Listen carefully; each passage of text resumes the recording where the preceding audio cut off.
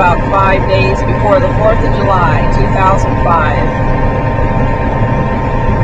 We're combining on a summer fallow wheat.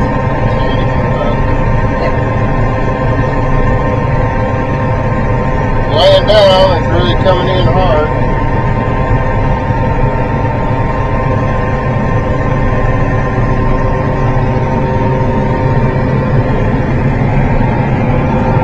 There's the home place buildings and the trucks. This is a 70-acre field.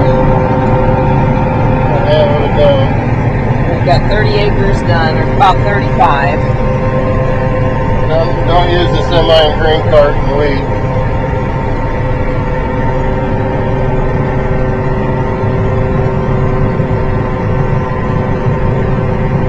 It's 100 degrees out. It's muddy. Got the duals on. Got the duals on. Dragging the bag in. I don't know if we can see the duals there. That's the outside dual there.